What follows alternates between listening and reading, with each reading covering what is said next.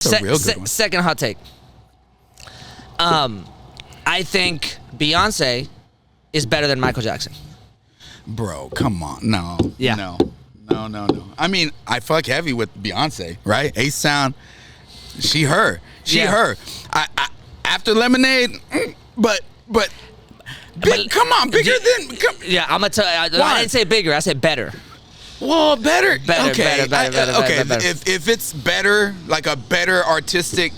But she's a better artist. That's different. Okay, if you're talking like talent wise, let me give my case. Okay, let me give my case. Yeah, but Michael Jackson, dude, I fucking love. I love Michael Jackson too. Michael Jackson. Let me. I had the Thriller jacket, bro, when I was like 7 or 8. Let me preface this. As a dancer, I still know all the Michael Jackson dances. Yeah, okay, I respect that. I could get it. And my favorite Michael Jackson tracks ain't even the popular ones. The deep cuts. I give you deep cuts, bro. I know shit about Michael Jackson. At Blockbuster back in the late 80s, early 90s, bro. I would go to Blockbuster and rent the VHS making of Thriller type shit. Like there was also another one that he did. He did another sort of like movie, like the Do You Remember the Time? There was also another couple of videos that he made. Oh, he was legendary. Okay, let's go. Okay, better, better artist. So what does that mean? Better artist. I'm a Michael Jackson stan. I like my favorite song from Michael Jackson is like Butterflies. He bought that song out from Floetry. Like I know deep cuts. Like Michael Jackson respect. Is I know shit about. So this where dude, does right? define better artist? Okay, artist. So here's what I mean. Let's take the discography. Obviously, Off the Wall, Thriller, incredible start, timeless. Thriller, most biggest selling record of all time. But I think Off the Wall is arguably maybe a little better than Thriller because Off the Wall's got that R&B disco shit or whatever, right? And then when you look back after that, Bad is dope. Bad is dope because it's got Black or White, it's got Dirty Diana, it's got you know what I mean, like it's dope. But then after that, so you get a 3-album run that are just impeccably iconic. Man, I thought I knew music. You know what I mean? I want to be knowing music. Right. Shout out to. But then you get Dangerous and you get Invincible, and even though there's some bops on there, Dangerous has got Dangerous. I think it's got Blood on the Dance Floor. Actually, Blood on the Dance Floor was a separate record. But Invincible has You Rock My World. You Rock My World was incredible. Rock My World. Yeah. Hell yeah. So you have those runs. However, mind you, the through line of all of those albums is that Michael Jackson tried to stay the same the entire time. So at the beginning, it's incredible because he is bridging the gap. Look at this fly in here. Yeah. He is bridging the gap between that disco to that like mainstream super pop artist, right? But his sound stays the same. It's iconic. It's iconic the entire time. But then his sound stays the same all the way through.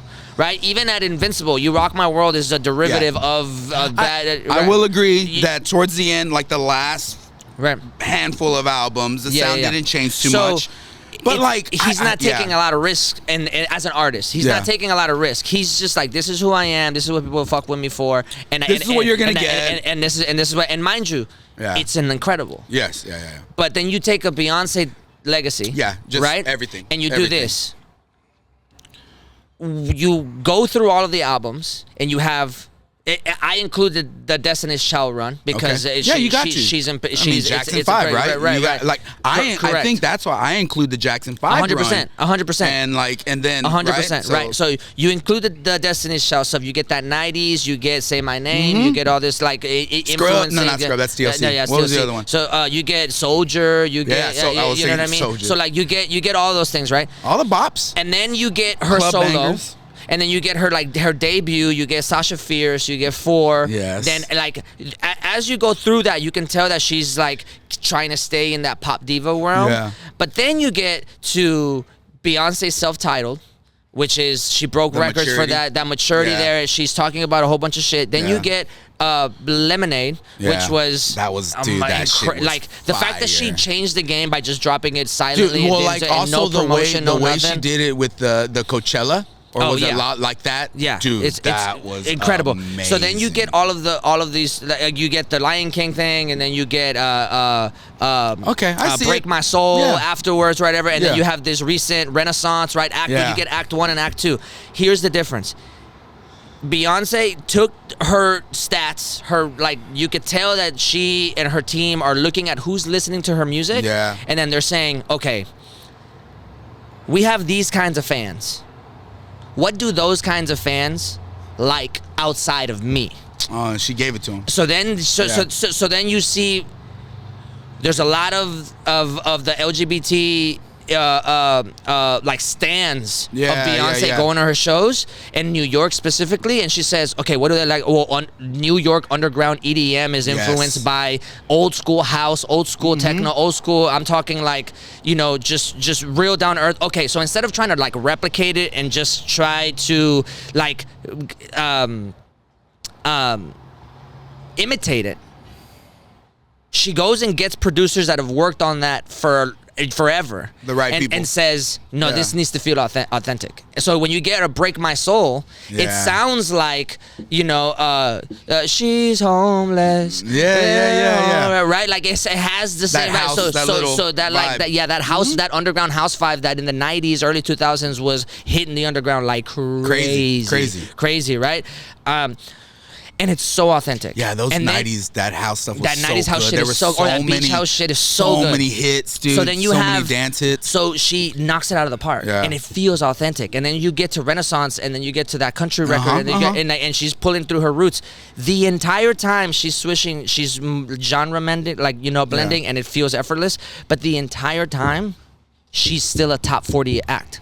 By the time that Invincible happened, Michael Jackson's a legacy act. Yeah. He's not. I guess you're right. You Rock My World. I see that. I respect that. You Rock My World is not hitting is not hitting number one. It didn't hit number one. Beyonce can drop a track tomorrow and it'll be number one. When she performed at the Super Bowl and Texas Hold'em came out, she hit number one. So like her entire career, she's never stopped being relevant. She's not a legacy act yet. That's true. You know what I'm saying? Tom Petty and the Heartbreakers was a legacy act. They were touring like crazy. The Beatles were a legacy act. The Motley Crue, legacy act. Like, you could name all these bands. Did you ever listen to 80s stuff? Oh, hell yeah, bro. Yeah? Like, you can listen to all these people that Guns N' Roses, legacy act. Like, there's some people touring right now that are making Elton John, Rolling Stones. Rolling Stones. Like, there's bands out there that are making bank on stadium tours, but they're the Eagles, but they're doing stadium tours off of records from the 80s. They're legacy catalog, acts. They're legacy acts. Beyonce's evolving. last stadium tour was primarily Act 2. That's crazy. And then they had some like throwbacks or whatever, right? Yeah. But like it was promoting her new album.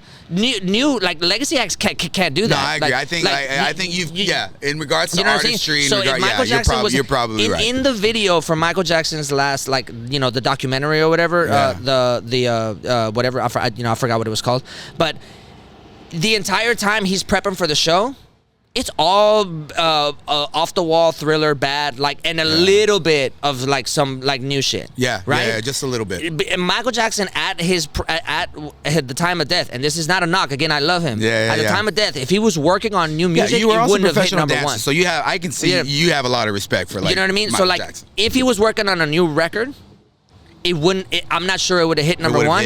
And I'm also, if it did get top 10, King of Pop though. King of Pop, bro. Even if he would have done top 10 or top 5, if that record hit like that, I'm not sure that he would have been able to go on tour and only play that record. Yeah. He would have had to play the other stuff. Whereas Beyonce, doesn't have to play Love on Top. Yeah, Beyonce doesn't have to play at her show tomorrow. She does not have to play Soldier or Say My Name or like that. She doesn't have to play any of the stuff that happened before 2010.